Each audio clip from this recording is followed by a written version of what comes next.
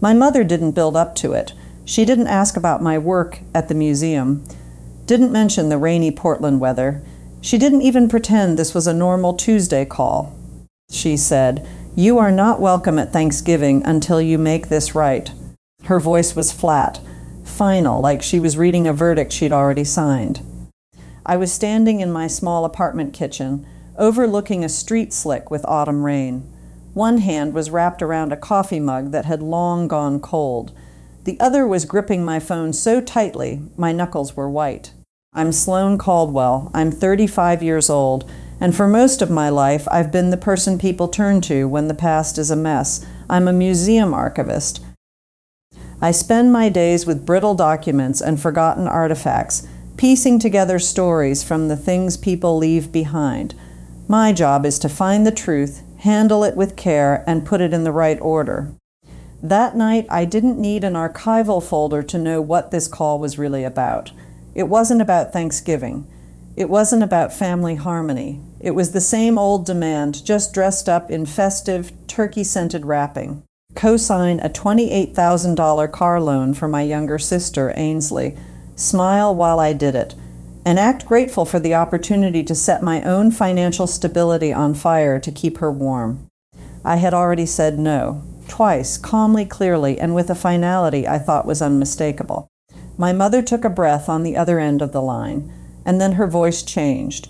It dropped into that low, quiet register she used when she wanted a wound to be clean, deep, and unforgettable. "Maybe it's time you knew," she said, the words perfectly spaced. "You were adopted." She let the silence hang in the air, a weapon in itself. She was waiting for me to shatter, waiting for the gasp, the tears, the frantic questions. She was waiting for me to feel so unmoored, so desperate to belong, that I would agree to anything just to get back to solid ground. Instead, I said, "Then perhaps you should stop acting like I owe you interest on a life you chose to give me." I didn't hear my sister in the background, but I heard my mother's composure vanish. The silence that followed wasn't strategic, it was stunned. Before I tell you what she said next, and why that Thanksgiving dinner ended with a single gray folder on the table and an untouched pumpkin pie, tell me, what time is it for you right now? And where in the world are you watching from? I'm always curious to see how far these stories travel. The thing about a sentence like, "You were adopted," isn't the shock itself, not right away. The first thing that happens is your mind becomes an archive of its own. It starts pulling old files out of storage, dusting them off, and lining them up on a long table under a bright, unforgiving light. Suddenly, moments that were once just confusing now looked like evidence. The 16th birthday where my sister Ainsley got a perfectly decent used hatchback, and I got a lecture on the importance of earning things for yourself. The college years. I worked 2 jobs, took out my own loans, and paid them off meticulously, all while listening to my mother, Judith, praise the concept of unconditional family support every single time Ainsley had a little shortfall on her rent. The Thanksgivings, where I bought half the groceries, cooked most of the side dishes, and was still called difficult or ungenerous if I asked a simple, practical question about my sister's finances. Look, my mother loved me, I know she did, but her love always felt like it came with a meticulously kept ledger. She packed my lunches. She remembered I was allergic to penicillin. She drove me to piano lessons for a decade. And then, later, she'd remind me of those fevers she nursed, or those rainy drives to lessons, whenever I hesitated to rescue someone else. It wasn't a gift, it was a deposit, and she was always ready to make a withdrawal. That's what made the adoption line so uniquely cruel. It wasn't that it erased my childhood. It's that she had kept it hidden like a loaded pistol in a bedside table for 35 years. And the very first time I refused to obey a direct order, she pulled it out and aimed it right at my heart. She was using the story of my beginning to threaten me with an end. 10 minutes after I hung up on her, my phone lit up again. Ainsley, I let it ring once, twice, 7 times. Then a text message appeared. Real mature, Sloane.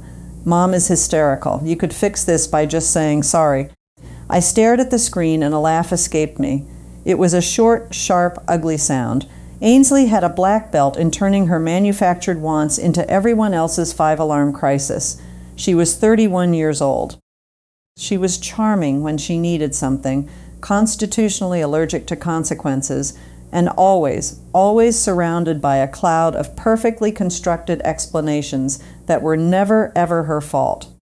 This car loan wasn't about transportation. She had a car, a trendy little coupe with a lease payment she was already struggling to make. This new loan was for a sleek imported SUV. The kind with a starting price that made you wince and an options list that made you laugh. It was a vanity purchase, pure and simple, wrapped in a flimsy narrative about needing something, safer for the Oregon winter.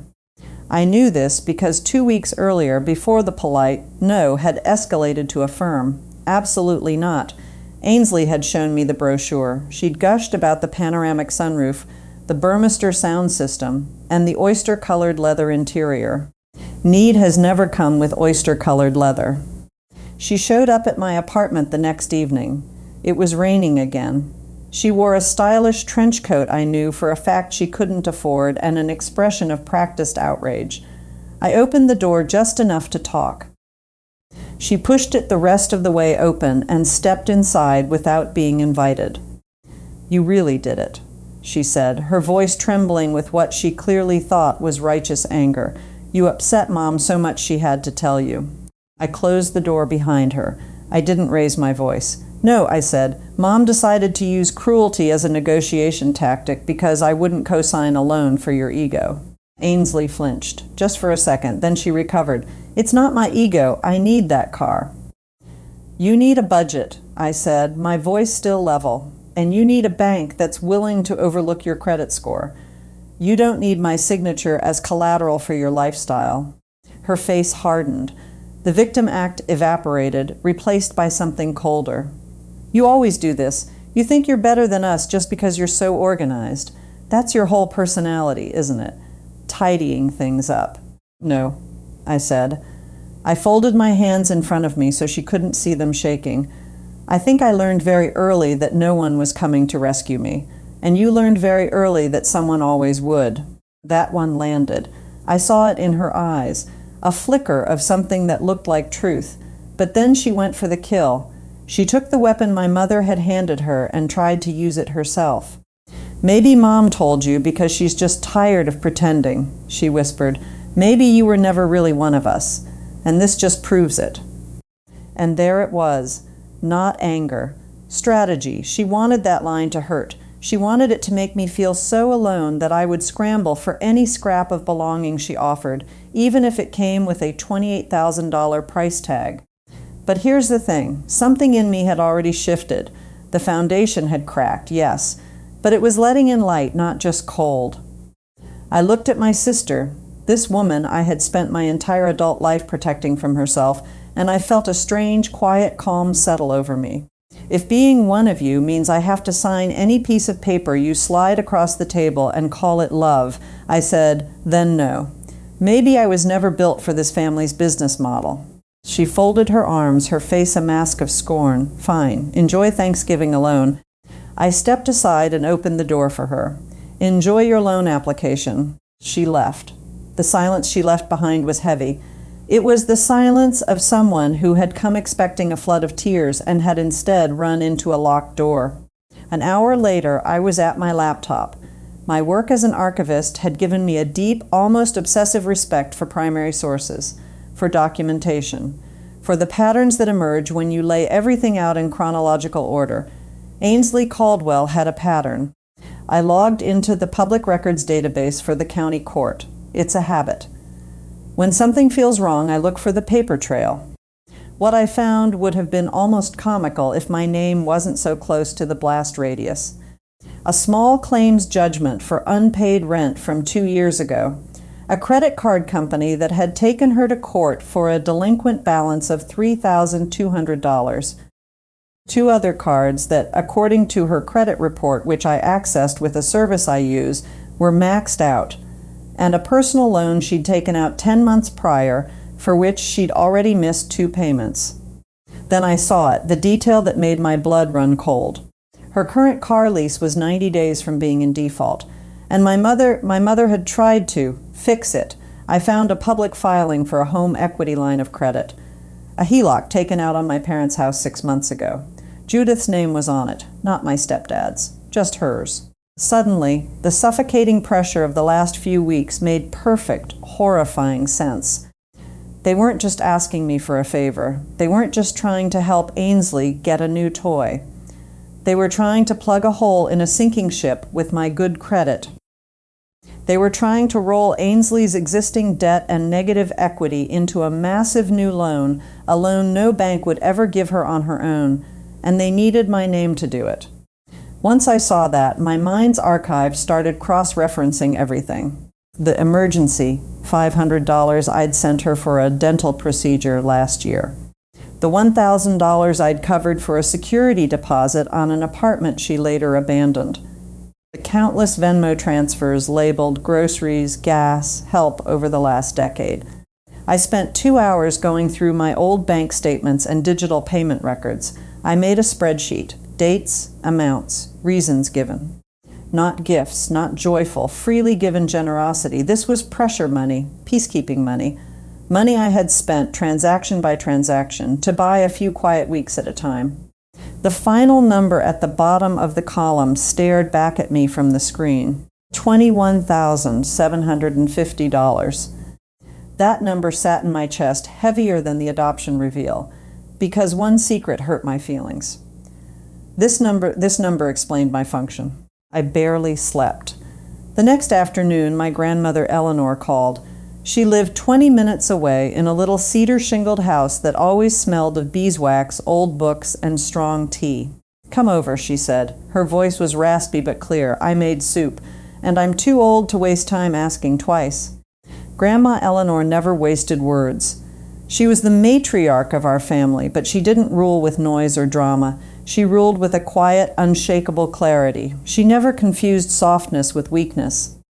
When I walked in, she took one look at my face, at the dark circles under my eyes, and sighed. "So," she said, taking the pot off the stove, "she finally used it." I stopped in the middle of taking off my coat. "You knew?" She set the ladle down with a soft clink. "I knew there was a version of the truth your mother kept locked away for emergencies," she said. "I just never thought she'd be selfish enough to turn it into a weapon." We sat at her small oak kitchen table as the rain drummed against the window panes. I wanted a grand explanation, a tidy narrative that would make sense of the last 48 hours. Instead, she gave me a story. "When I was 30, she said, stirring her tea, your grandfather invested our savings in a friend's business. It went sour. He lost a lot of money. And when I asked to see the books, he told me that a good wife just trusts her husband. You know what I learned, Sloane?" She looked right at me. Her eyes were the same pale blue as mine. "I learned that some people say the word trust when what they really mean is silence. I stayed silent for a whole year, and we nearly lost this house because of it." She took a sip of her tea. "Family can ask for help," she said. "Family cannot demand blindness." That was more useful than any platitude. It was more helpful than all the flowery language people use to sound wise. It was just true. Then she reached into a drawer in the old wooden hutch behind her. She pulled out a flat gray archival folder, the kind I used at work. She slid it across the table toward me. "Your mother doesn't know I made copies of everything," she said quietly. Inside was a stack of paperwork, official-looking documents from an adoption agency in Eugene, dated 1988. A formal letter confirming the finalization, and a handwritten note from a social worker. Tucked in the very back was something else, a sealed envelope, the paper yellowed with age. On the front, in elegant fading cursive, it said, "For my daughter." My fingers went numb. Grandma Eleanor watched me. "It's a letter from your birth mother," she said. "It was supposed to be given to you when you turned 21. If you wanted it." I stared at the envelope. 21. I was 35, 14 years. It had been sitting in a drawer waiting. I couldn't breathe. I looked up at her, and the question that had been burning inside me finally broke through. Did Judith keep it from me on purpose?" My grandmother's mouth tightened into a thin, grim line. I think, she said carefully, that at first she told herself she was protecting you. Then she told herself she was protecting her place in your life. Then 1 year became 5, 5 became 10. And then it had just been too long to ever admit what she'd done. She nodded toward the folder. And now, she said, her voice laced with a cold disappointment I had never heard from her before, now she's using the very secret she kept from you to try and collect a payment she hasn't earned. Affection that requires a signature is not affection. It is a transaction. I didn't read the letter until after midnight, back in my own apartment, with every single light turned on. My hands were trembling as I carefully slit the envelope open. My birth mother's name was Isabel Vargas. She was 19 when I was born. The letter wasn't dramatic, and that somehow was the most devastating part. It was simple, it was careful, it was hopeful, and so deeply, achingly ordinary. She wrote that she was a music student, that she loved the rain, that she was signing the papers because she wanted me to have the stability and the opportunities that she couldn't yet provide. She wrote that she hoped I had a laugh that came easily. She wrote that if I ever found this letter, she wanted me to know that my existence was not a mistake, that I was not a burden, that I was from the very beginning an act of love. No hidden family fortune, no dramatic plot twist, just love without possession, love without bookkeeping. I folded the pages back together and sat on my sofa as the city grew quiet outside. I sat there until the first gray light of dawn started to filter through the blinds, and I heard my mother's voice from 2 nights ago, playing over and over in my head. Maybe it's time you knew. She'd said it like she was handing down a punishment, as if my own origin story was a weapon she had the right to deploy. By morning, the grief had burned itself out, and what was left was clarity, cold, hard, and absolute. I wasn't apologizing, I wasn't co-signing. And I was not, under any circumstances, walking into Thanksgiving dinner unarmed. I spent the next day doing what I do best. I organized, I built a file. I printed out my spreadsheet.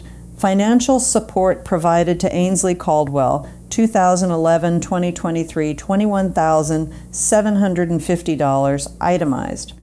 I printed out the public records of Ainsley's judgments and the filing for my mother's HELOC. I made a high-quality scan of Isabel Vargas's letter and a copy of the other adoption documents Grandma Eleanor had given me. I put the originals in a safe place. Then that afternoon, I found the last piece of the puzzle. It arrived by accident. Ainsley, in her haste to forward a Thanksgiving menu planning email to the whole family, attached the wrong file. It was a PDF from the car dealership, a finance application worksheet. And at the top, under the section labeled Co-Applicant, was my name, Sloane Caldwell, not blank, not left for discussion, typed in, with my job title at the museum listed correctly and a slightly outdated but close enough version of my annual salary. My stomach dropped. This wasn't just pressure. This wasn't just a desperate, clumsy attempt to persuade me. They had already started the paperwork. They had taken my personal information and given it to a third party, all in the confident expectation that their emotional blackmail would work. That was the moment. The exact moment this stopped being a messy family drama in my mind and became something else. This was attempted financial fraud wrapped in a bow of family obligation. My mother called again that evening. Her voice was syrupy sweet this time, which was always a bad sign. "Sloane, darling, I really think we need to clear the air before Thursday." "We can," I said, my voice calm, "but I'm not apologizing." A sharp exhale on her end. "You are making this into something so much bigger than it is." "No," I said. "You made it bigger. You made it bigger when you told me my place at the Thanksgiving table was conditional on me financing Ainsley's new car. That is not what I said." "Good," I replied. "Then you'll have no problem clarifying that in front of everyone on Thursday." Silence. Then, her voice much smaller, "You just don't understand the pressure Ainsley is under." "Oh, I think I understand it perfectly," I said. "I also understand she listed me as a co-applicant on a loan worksheet before I ever agreed to it." Another silence. This one was different. Not outrage. It was the sound of calculation, the sound of someone realizing they'd been caught. "You've been digging," she said. "It was an accusation." "I'm an archivist, Mom," I told her. "I call it reading the primary sources." She tried one last, desperate pivot, back to the old playbook. "After everything I have done for you," she said, her voice thick with manufactured hurt, "I just thought you'd show a little more gratitude." I almost had to admire her. In the space of 1 week, she had cycled through guilt, emotional warfare, and now a demand for gratitude. She was like a burglar trying a set of old, worn-out keys on a brand-new lock. "Gratitude," I said, letting the word hang in the air between us, "is not a line of credit." Then I hung up the phone. Thanksgiving arrived with that pale, watery sunlight you only get in the Pacific Northwest in late November. The air was cold and still. I dressed carefully. Black trousers, a simple cashmere sweater in a warm ivory color, small gold earrings. I wore the expression I usually reserved for board meetings where an important acquisition was being discussed, the expression that says, I have read the minutes. I have seen the budget, and I have brought receipts. In my leather tote bag was the gray archival folder. Inside it, the printed spreadsheet, the public records, the copy of the letter, and a decision that felt as solid and real as the pavement under my feet. No matter what happened in that house, I was done serving as this family's emotional and financial collateral. My mother opened the door before I could even knock, as if she'd been watching for my car through the window. The house smelled of roasting turkey and cinnamon. The lights on their little decorative tree glowed softly. Holiday music drifted from a speaker in the kitchen. To any outsider, it would have looked like a portrait of warmth. Inside, it felt like a stage. Ainsley was in the living room, wearing a tight burgundy dress, her smile a little too bright, her eyes darting to her phone every 30 seconds. My Uncle Marcus stood by the fireplace, nursing a glass of cider, expertly pretending not to feel the tension crackling in the air. And in her usual armchair, my grandmother Eleanor sat with the quiet, formidable posture of a woman who has survived decades of family holidays and knows better than to waste energy on forced pleasantries. I handed my mother the bottle of wine I'd brought, said a general hello to the room, and took a seat on the sofa, placing my tote bag on the floor beside me. Dinner was a masterclass in avoidance. We talked about the weather. We talked about a new exhibit at my museum. We talked about my Uncle Marcus's golf game. It was all surface, all brittle cheerfulness. It lasted exactly 22 minutes. Then my mother set down her fork with a delicate clink. "Before we have dessert," she said, looking at the center of the table, "I think there's something we all need to address." Of course there was. The main course was over. It was time for the main event. Ainsley immediately stared down at her plate, her shoulders slumping in a perfect performance of fragile distress. I placed my napkin on the table. I took a slow sip of water. "Go ahead, Mom." Judith fixed me with the look, the disappointed matriarch, a look she had perfected over 35 line years. "This family," she began, her voice resonating with false nobility, "has always, always shown up for each other. I think what happened this week was unfortunate. It was emotional. It was unnecessary. Your sister is in a difficult position, Sloane. She needs our help. You refused rather harshly. And what I said to you on the phone," she paused, taking a breath to frame herself as the wounded party, "it came from a place of deep hurt. I almost had to respect the sheer artistry of the edit. It was a masterpiece of omission. You told me I wasn't welcome for Thanksgiving unless I apologized," I said, my voice even and clear. "Then you told me I was adopted as a tactic to force me to co-sign a luxury car loan for Ainsley." Ainsley's head snapped up. "It's not a luxury car. That is such a nasty way to put it." I reached into my bag. I pulled out the first document from the gray folder and slid it across the table toward her. It was the dealership's spec sheet she had accidentally emailed me. Oyster-colored leather interior. I read aloud, "Panoramic sunroof, premium all-weather package, upgraded sound system. It's a luxury car, Ainsley." No one touched the paper. It sat in the middle of the table like a bomb. My mother's face lost a shade of color. Ainsley tried a different tactic. Anger. Why are you doing this? Why are you acting like I committed some kind of crime? Because you listed me as a co-applicant on a loan worksheet before I agreed to anything, I said calmly. That's why. A fact is not an attack. It is just a fact. My Uncle Marcus finally looked up from his plate, his brow furrowed. You did what, Ainsley? Her eyes darted from him to my mother, then back to me, wide with panic. It was preliminary. The finance guy said we should just put a name down to run the numbers. Don't, I said. It was the sharpest I'd let my voice get. Do not lie to me, not about this. Preliminary doesn't explain how he got my employer, my salary range, and my home address correct. My mother straightened her shoulders. Sloane, that is enough. No, I said, my voice dropping but gaining weight. Enough was about $20,000 ago. Enough was when every holiday started to feel like I was paying an invoice. Enough was when you decided to weaponize the secret of my birth because I finally, for the first time, said no. That landed, harder than the paperwork. The room went so quiet I could hear the low hum of the refrigerator in the kitchen. My mother's voice was a raw whisper. I raised you. You did, I agreed, and I have been grateful for that. I have shown you that gratitude in 100 different ways. Some of them, I said, sliding the next document from my folder, were direct deposited. I placed the spreadsheet on the table. Financial support provided to Sloane Caldwell, 2011-2023, $21,750. I said into the silence, in payments, transfers, and direct bailouts, for rent, for car repairs, for deposits, for emergencies. All for Ainsley. Uncle Marcus leaned forward, picking up the paper. Grandma Eleanor didn't move. She just watched my mother. Ainsley looked like she was going to be sick. That's not fair, she stammered. You're making it sound so transactional. It became transactional, I corrected her. The moment my seat at this table was made conditional on your car loan, my mother tried to regain control. Families help each other, Sloane. That's what they do. Families ask, I said, looking directly at her. They don't issue ultimatums. They don't forge paperwork.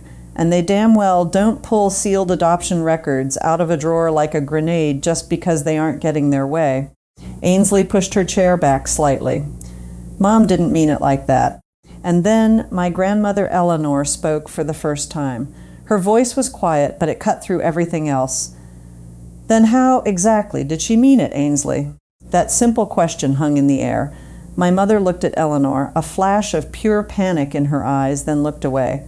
I was upset, she mumbled. Upset is slamming a door, Grandma Eleanor said, her voice like ice. What you did, Judith, was strategic. Uncle Marcus put his glass down. Judith, he said, and his tone had shifted. He was no longer a bystander. Is there more to this? Is the house in trouble? I opened the gray folder one last time. I took out the copy of Isabel Vargas's letter. There is, I said. I placed it on the table, though I kept my hand on it. This is a letter from my birth mother. It was supposed to be given to me when I was 21. It wasn't. I saw it for the first time 3 days ago, because Grandma kept a copy. Not because you gave it to me. My mother looked truly, genuinely frightened then. That was new. Sloane, don't. No. You don't get to use my name softly right now. You don't get to act like we're on the same side of this. My entire identity was held as a secret and then used as leverage. Ainsley was staring at my mother, her face pale. She whispered so quietly I almost didn't hear it. Mom, you told me she always knew. My head whipped around to face her. She told you that. Ainsley's expression was all the confirmation I needed. My mother hadn't just lied to me. She'd lied in both directions. To me, she'd framed the revelation as a spontaneous, heat-of-the-moment cruelty. But to Ainsley, she had apparently pretended I was in on the secret all along, which made her own actions seem less monstrous. It made me complicit in my own erasure. That was the final crack, and everything came pouring through. Uncle Marcus, now looking grim, asked again about the house. Ainsley, finally stripped of all her defenses, started crying. Actually crying, not performing. She admitted the car lease was about to be repossessed. She admitted the credit cards were over their limits. She admitted she'd quit her last job 2 months ago without another one lined up, a fact she'd hidden from all of us. The new SUV, she sobbed, wasn't just a want, it was a desperate, stupid plan. The dealership told her they could roll all the negative equity from her old lease into a new loan, but only with a pristine cosigner. That was me. I was the pristine cosigner. My mother, it turned out, had already drained over $10,000 from the home equity line of credit to keep Ainsley's various financial fires from burning down the whole forest. She was terrified my stepdad would find out. Uncle Marcus stared at his sister, his face a mixture of anger and disbelief. So this whole week, he said slowly, this entire Thanksgiving meltdown was about trying to hide one string of bad decisions behind an even bigger one. And you were going to use Sloane's good name to do it. My mother said nothing, which was, of course, the loudest answer of all. I stood up. The table felt too small. The whole room felt too small. Here is what happens now, I said, and my voice was steady. 1, I am not signing anything, not now, not ever. 2, I am not apologizing for protecting myself. 3, if I find that my personal information has been formally submitted on any credit application without my written, notarized consent, this conversation will be over. And the next one will be with a lawyer. Ainsley looked up, horrified. You'd report us? I held her gaze. I would protect myself, I said. The fact that this surprises you is the whole problem. Then I turned to my mother. And 4, you will never, ever again use my adoption or my relationship to my birth mother as a tool for control. You don't get to rank my belonging in this family. If you want a relationship with me moving forward, it will be built on honesty, not on ownership. Her eyes filled with tears, but I had crossed tears off the list of approved currencies. I was afraid, she whispered, afraid of losing you.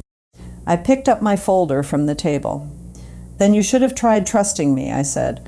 Fear is not a substitute for respect, and control is not the same thing as closeness. No one spoke. The dessert sat on the sideboard untouched. Outside the window, it had started to rain again. I didn't stay to clean up. That was important. The old Sloane would have stayed. She would have managed everyone's feelings. She would have mediated and soothed and translated the pain she'd just exposed into something more comfortable for the people who had caused it. The new Sloane put on her coat while the air in the room was still raw and sharp with truth. Uncle Marcus walked me to the door. Is there anything else I need to know? He asked quietly. About the house? The paperwork? Pull the HELOC statements going back a year, I told him, and stop accepting vague answers as a form of communication. He almost smiled, noted. In the hallway, Ainsley caught my arm. Sloane, wait, I turned. She looked small and lost without her usual armor of bravado. I didn't think it would go this far. That's because it never has before, I said, not unkindly. Someone has always stepped in and cleaned up the mess before you had to look at the damage. She started crying again, harder this time. I'm scared, she said. I believed her. For the first time, fear was doing the work that lectures never could. Good, I said. Be scared. Now use it. Call the dealership tomorrow and cancel everything. Sell the designer coat. Get on a payment plan with the credit card companies. Get a second job. For once in your life, do the hard thing yourself before asking 5 other people to do it for you. She looked at me, stunned, as if no one had ever handed her the unvarnished manual for adulthood before. Maybe no one had. I left before my mother could emerge from the living room. The cold, damp air felt clean in my lungs.